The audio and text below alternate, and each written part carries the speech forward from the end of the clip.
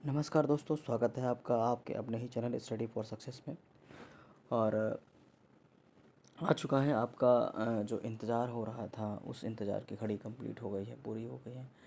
जो वैकेंसी आपके लिए आई है, जिसका बहुत लोगों ने इंतज़ार किया था, सपना देखा था कि भाई ये इस बार पैट से हम ये वाली वैकेंसी आएंगी। लोगों को जितनी उम्मीद नहीं थी, उस उम्मीद से भी ज़्यादा वैकेंसी आई है। और अगर उम्मीद से ज़्यादा वैकेंसी आ गई हैं, तो जिनका पैट में स्कोर है, मतलब मैं अप्रॉक्सीमेट बताऊंगा कि इतना स्कोर जिनका है वो लोअर पीसीएस को अच्छे से कर सकते हैं। क्यों? एक बहुत बड़ा रीज़न भी है, क्योंकि अभी तक बहुत लोगों को ये भी नहीं खबर हुई है कि लोगों को नहीं पता चल पाया कि लोअर पीसीएस में इस बार ऑब्जेक्टिव पेपर होगा ओनली, और आपका सिलेक्शन हो जाएगा, आपकी नौकरी अधिकारी रैंक की पक्की हो जाएगी।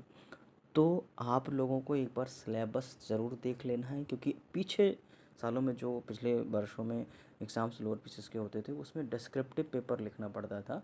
बहुत लोगों को डिस्क्रिप्टिव लिखने में प्रॉब्लम रहती है वो, या फिर डिस्क्रिप्टिव में अच्छे स्कोर नहीं कर पाते थे। इसलिए इस बार अब आपको केवल पैट का स्कोर होना चाहिए, और आपको सिर्फ वनडे एग्ज़ाम देना है। उस वनडे एग्ज़ाम के बिहाफ पर आपका सिलेक्शन हो जाएगा। उसके आगे का कोई मतलब प्रोसेस नहीं है, केवल एक ही एग्ज़ाम रहेगा। और ये जो एग्ज़ाम रहेगा लोअर पीसीएस का, बिल्कुल लगभग डिट्टो बेस्ड ऑन दी लेखपाल है। थोड़ा सा डिफरेंट है, बट सिलेबस में कुछ भी डिफरेंस नहीं है। वही जैसे कि पॉलिटी में 10 नंबर कर दिया, इन्वायरमेंट में 10 नंबर कर दिया, बाकी सब कुछ सेम है। तो जो आप पढ़ रहे हैं उसका लेवल थोड़ा बढ़ा के अगर पढ़ते हैं, तो इस लोअर पीसीएस के अधिकारी बनने के लिए आप लायक हैं। ठीक है, तो स्टार्ट कर लेते हैं। सबसे पहले जो लोअर पीसीएस की वैकेंसी हैं, वो इस बार 2026 में आई हैं। अभी मतलब 25 के पैड से जो वैकेंसी आई वो 2285 यानी 2285 वैकेंसी हैं। तो ये एक नंबर जो है, सिर्फ नंबर आंकड़ा बहुत कम नहीं है, क्योंकि लोअर पीसीएस की वैकेंसी 200 250 300 इससे ज़्यादा नहीं आती थी। अभी कई सालों बाद आई हैं। तो आप इस वैकेंसी में अपने आप को झोंक दें, अगर आपने अच्छे से पैट की प्रिपरेशन की थी, थोड़ा सा आपका अच्छा स्कोर है। ठीक है, स्कोर भी हम आपको आगे बताएंगे कि किस स्कोर तक वाले लोग हैं इसको अप्लाई कर सकते हैं। मात्र 25 रुपये लगेगा। 25 रुपये में आप इस एग्ज़ाम के लिए एलिजिबल हो सकते हैं, क्योंकि बहुत सारे लोगों को धोखा मिला है लेखपाल के एग्ज़ाम में। जो लेखपाल की अफवाहें उड़ रही थी, बड़े बड़े क्रिएटर्स ने भी ये कह दिया था कि 65 कट ऑफ जाएगी, 66 कट ऑफ जाएगी, 60 से ऊपर जाएगी, और आप देख लो कि 55 पे आके अटक गई, और बहुत सारे लोगों ने फॉर्म नहीं भरा, 25 रुपये बच गए उनके। लेकिन इस लेखपाल की चुनौती, जो अच्छी सी अपॉर्चुनिटी थी, उससे वो वंचित रहेगा। तो इस बार हम ऐसा नहीं करेंगे। 25 rupees is not a big amount, आपको अप्लाई करके रखना है। इवन आपका कोई भी स्कोर, इफ शॉर्टलिस्टेड होते हो तो आपको एग्ज़ाम देने को मिलेगा। तो जल्दी से हम डिस्कस कर लेते हैं इसके इतने इम्पोर्टेंट फैक्ट, और क्या क्या डिटेल में सिलेबस है, क्या एज लिमिट है, ओबीसी वालों के लिए क्या, ईडब्ल्यूएस वालों के लिए सर्टिफिकेट कैसे रहेगा, वो सब चीज़ें हम ज़रूर इसमें डिस्कस करेंगे आगे। तो सबसे पहले, अगर चैनल पे पहली बार आए हैं तो चैनल को एक बार सब्सक्राइब जरूर करके जाइए। ठीक है, और इसमें इम्पॉर्टेंट क्या क्या है? सबसे पहले कि आपका पास पैट का स्कोर होना चाहिए। डायरेक्ट भर्ती मतलब एक ही एग्ज़ाम में हो जाएगा, और ऑब्जेक्ट पेपर रहेगा। पेपर डिस्क्रिप्टिव नहीं, ओनली ऑब्जेक्टिव रहेगा। ठीक है, नाउ नेक्स्ट स्लाइड पे मूव करते हैं। सबसे पहले आपके लिए कौन कौन सी डेट इंपॉर्टेंट रहेंगी, क्या क्या डेट है, वो भी हम डिस्कस करेंगे इसमें। चयन की सीढ़ी जो रहेगी, वो पैट से पोस्टिंग तक की दे रखी है। स्टेप 1 आपको जो दिया है, वो आप देख सकते हैं कि स्टेप 1 में पैट 2025 का जो स्कोर है वो होना चाहिए। ठीक है, इन्होंने बोला है हिसाब से स्कोर जो है 0 से अधिक होना चाहिए, यानी कि अगर आपका 10 15 20 50 नंबर है, नेगेटिव वाले इसको नहीं अप्लाई कर सकते हैं। 0 से जिसका ज़्यादा है वो अप्लाई करके रखें। शॉर्ट लिस्टेड कैसे होगा ये आयोग डिसाइड करेगा। ये बड़े बड़े क्रिएटर्स बैठे हैं कि इतना हो जाएगा, उतना हो जाएगा, इतने गुना, कुछ नहीं पता है। आयोग का जो मन होगा उसके हिसाब से वो कट ऑफ डिसाइड करेंगे, और उतने लोगों को वो बुलाएंगे। हो सकता है 2 लाख, 1.5 लाख, 2.5 लाख, 1 लाख, वो उनकी मर्ज़ी, वो किसके बिहार पर करते हैं। ठीक है, जो एडवर्टाइजमेंट नंबर है, वो एडवर्टाइजमेंट नंबर मतलब 7वीं वैकेंसी है इस बार। 25 रुपये फीस ओनली रहेगी आपकी, तो रिस्क नहीं लेना है। स्टेप 3, पैट का स्कोर होना चाहिए।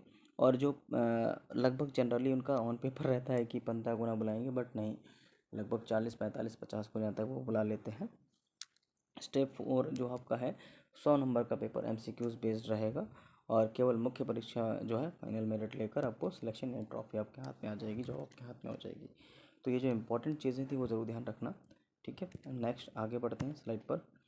कौन कौन सी डेट इंपॉर्टेंट है, सबसे पहले देख लेते हैं कि जो नोटिफिकेशन है वो 30 मार्च को आया था, मतलब 30 मार्च को नोटिफिकेशन आया। और देखो वो कितनी पहले आपको बता रहे हैं कि इस एग्ज़ाम की तैयारी आप कर लो। 29 मई से फॉर्म शुरू होंगे, यानी अप्रैल और मई पूरे 2 महीने पहले नोटिफिकेशन दे दिया आपको, 2 मंथ्स पहले आपको दे दिया है कि आप अप्रैल पूरा और मई, तो 29 मई से एप्लीकेशन शुरू होगा। और लास्ट जो डेट रहेगी वो 18 जून तक रहेगी, यानी कि मई से शुरू होकर एक लास्ट, और वो यानी कि फॉर्म भरने की डेट भी इन्होंने बहुत कम दी है। और जो संशोधन की फॉर्म के संशोधन की डेट रहेगी वो 18 से 25 के बीच में रहेगी, यानी 25 तारीख आपको लास्ट डेट रहेगी संशोधन करने तक की, ठीक है। और उन्होंने साफ साफ मेंशन कर दिया 18 जून के बाद कोई भी फॉर्म सबमिट नहीं मतलब स्वीकार नहीं किया जाएगा, तो 18 जून तक ही आप फॉर्म फिल करके रख लेना अपना, उससे पहले अपनी चीज़ें सब तैयार कर लेना, ठीक है। और नेक्स्ट स्लाइड पे मूव करते हैं कि सबसे पहले इस एग्ज़ाम में सिलेबस जो है वो सिलेबस बिल्कुल सेम है जैसे हमारा लेखपाल का सिलेबस था। लेखपाल के सिलेबस के जैसा बिल्कुल सेम सिलेबस है। तो जैसे आप उसकी प्रिपरेशन कर रहे हो तो इसको भी लाइन में लगा लो, और थोड़ा अच्छा लेवल का पढ़ना होगा, क्योंकि लोअर पीसीएस का ग्रेड जो पे लेवल है वो लेवल 4, 5, 6 के हैं, तो एक अधिकारी रैंक की जॉब है, थोड़ा अच्छा तो पढ़ना पड़ेगा, no doubt. But one day exam है, कट ऑफ हाई जा सकती है, क्योंकि नो टाइपिंग और नो आगे कोई प्रोसेस, तो कट ऑफ सीधी सी बात है, डायरेक्टली जो वैकेंसी हैं जितने लोग बैठेंगे सीधे छटनी होके वो कट ऑफ बन जाएगी, ठीक है। आगे चलते हैं इम्पोर्टेंट डेट्स की। अभी हमने बात कर ली थी, लेकिन उसमें कुछ और ऐसी चीज़ें हैं जो हम डेट डिस्कस कर लेते हैं कि जो नोटिफिकेशन पब्लिक हुआ 30 मार्च को, और एप्लीकेशन की जो स्टार्ट हो रहा है 29 मई से, और 18 जून लास्ट डेट है। और लास्ट डेट फीस की भी यही रहेगी। एप्लीकेशन करेक्शन विंडो जो रहेगी 18 से 25 जून तक रहेगा आपका, कि आप 18 जून से लेकर 25 जून तक करेक्शन कर सकते हैं। नाउ एग्ज़ाम डेट है वो कंटिन्यू कर बता देंगे कि कब होने वाला है, अभी इन्होंने नोटिफिकेशन दे दिया है आपको, ठीक है। मूव ऑन करते हैं नेक्स्ट। फॉर्म कौन कौन भर सकता है, सबसे पहले फॉर्म भरने के लिए जिसके पास पैट का स्कोर है बच्चा वो भर सकता है फॉर्म। केवल पैट का स्कोर होना चाहिए, और उन्होंने कुछ कंडीशन ज़्यादा बड़ी नहीं दी कि अगर आप 0 से अधिक मार्क्स हैं, यानी कि पैट में 0 या नकारात्मक नेगेटिव स्वीकार वाले अभ्यर्थी अयोग्य हैं, उससे ऊपर मार्क्स हैं, यानी आपका 1 मार्क्स भी है, आधा मार्क्स भी, आप फॉर्म भर कर सकते हैं। बस आपके 25 रुपये लगेंगे, 25 रुपये आप दे के मात्र फॉर्म भर सकते हैं, ठीक है। नेक्स्ट स्लाइड पे मूव करते हैं। नेक्स्ट स्लाइड आपके लिए जो एज है, अब एज में हम यहाँ पर बहुत सारे बच्चे सोचेंगे एज तो 21 से 40 होती है, नहीं, इसमें कुछ ऐसी वैकेंसी हैं जिसमें 18 साल के बच्चे भी फॉर्म भर सकते हैं, यानी कि उनके लिए भी एक अपॉर्चुनिटी है जो 18 साल के हैं। क्लरिकल पोस्ट हैं जो 18 साल की हैं, तो उसमें 18 से 40 तक के लिए एलिजिबिलिटी है। अब जो एज कैलकुलेशन है वो 1 जुलाई से काउंट होगा, ओके। नेक्स्ट मूव करते हैं स्लाइड पर। जो टॉप 5 वैकेंसी हैं वो हम बम्पर भर्ती बोल सकते हैं। बड़ी बड़ी जो वैकेंसी हैं जो अच्छे डिपार्टमेंट हैं, सबसे पहली वैकेंसी सहायक कोषागार लेखाकार की है जो 548 पोस्ट हैं, जिसमें लेखा परीक्षक की बात करें वो 419 पद हैं इसमें, और अमीन नीलामकर्ता जो नीलामी या बोली लगाते हैं ऑक्शन 323 पद हैं इसके। अधिशासी अधिकारी 238 पद है। लिपिक सह टंकड़ यानी गेरोकड़िया जो रहेंगे बाबू क्लर्क वो 229 पद हैं आपके।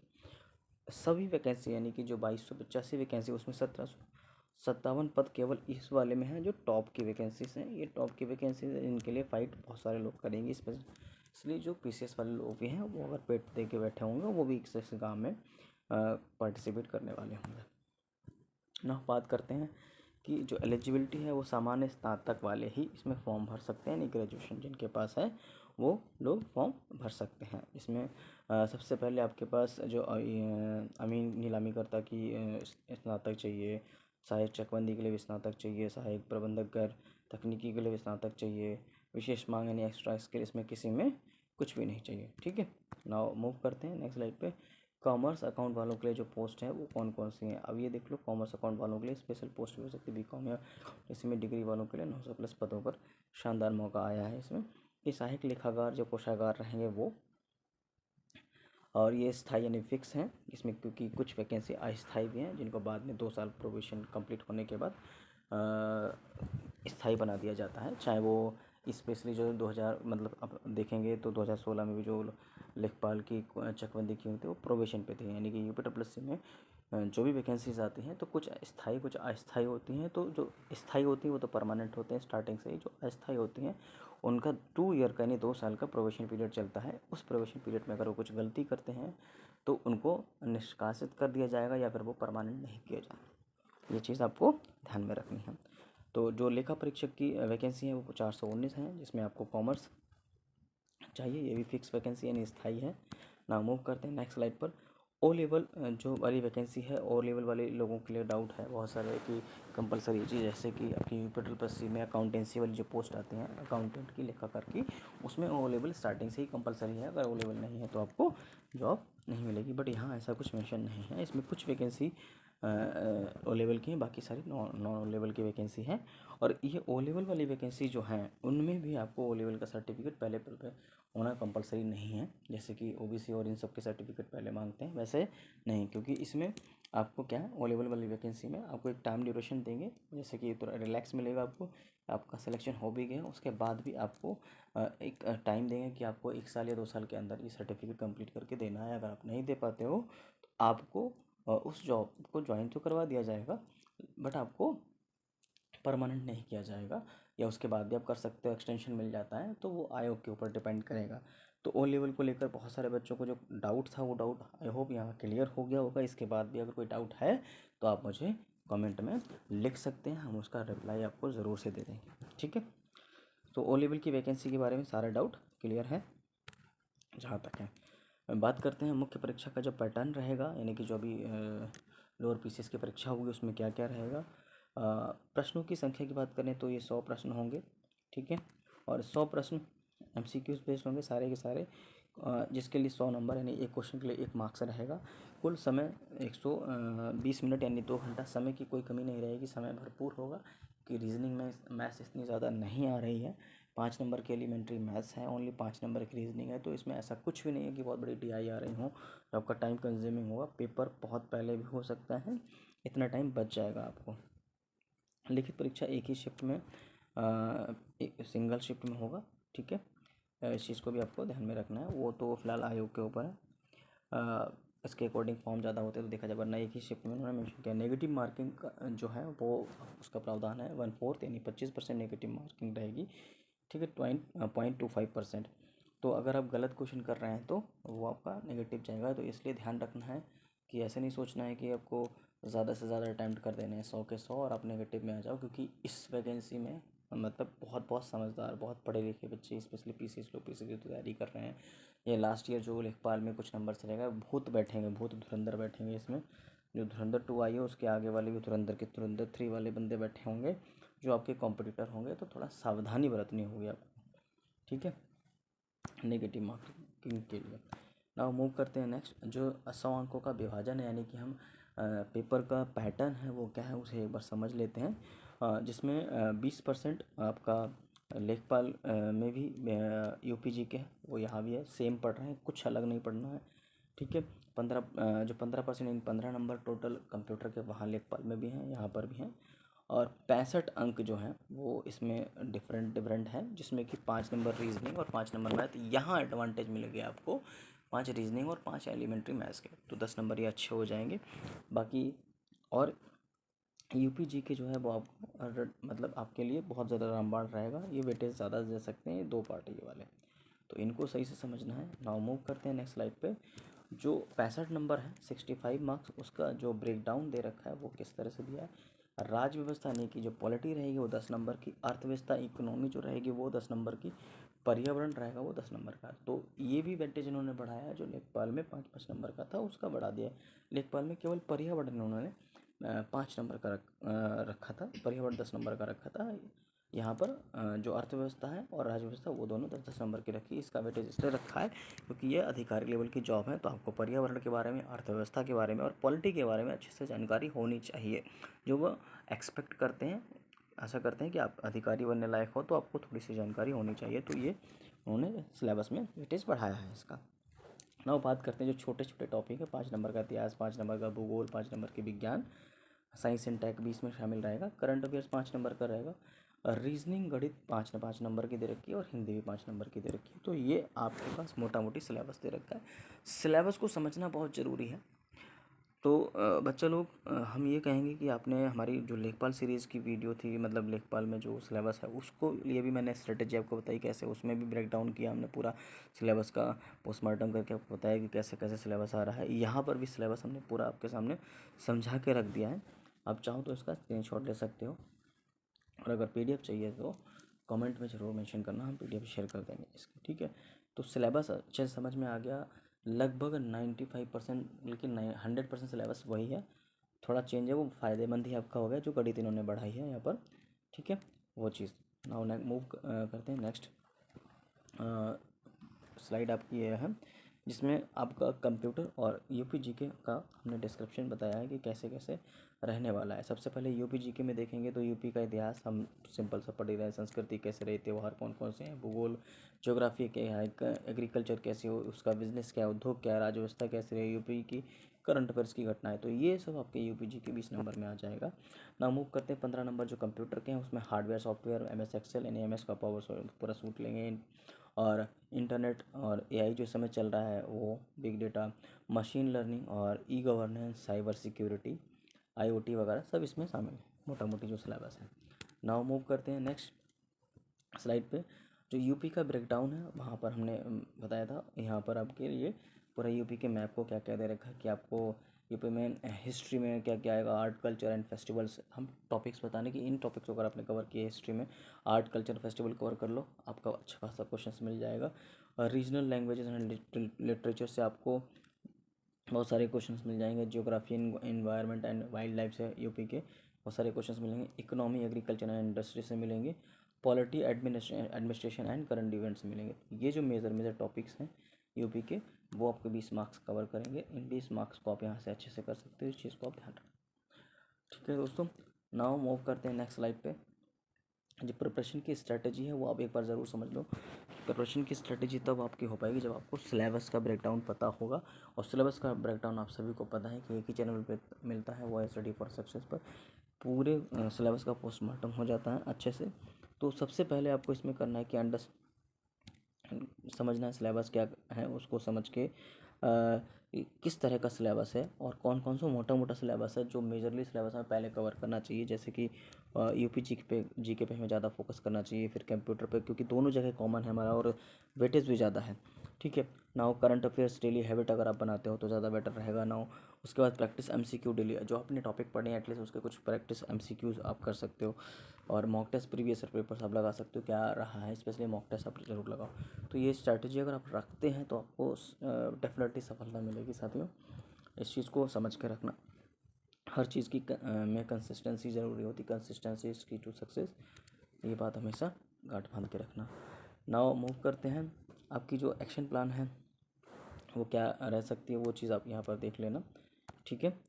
नाउ लास्ट स्लाइड हमारे पास आपके लिए, बेस्ट ऑफ लक। अभी से रिज़ल्ट, अगर आप अभी से लग जाओगे तो आपके पास अच्छे खासे समय मिल जाएगा, अच्छा खासा टाइम मिलेगा आपको।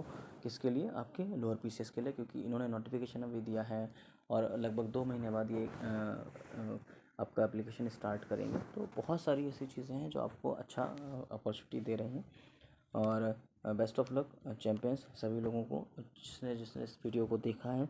तो एक छोटा सा लाइक, आपके एक लाइक से हमारा दिल खुश हो जाएगा, मोटिवेशन मिलेगा कि हम ऐसी और भी डिटेल वीडियो लेकर आएँ, फॉर्म फिलअप की वीडियो लेकर आएँ, जो सीरीज़ लेकर आ रहे हैं जीके वगैरह की, कंप्यूटर की भी सीरीज़ हम लेकर आएंगे।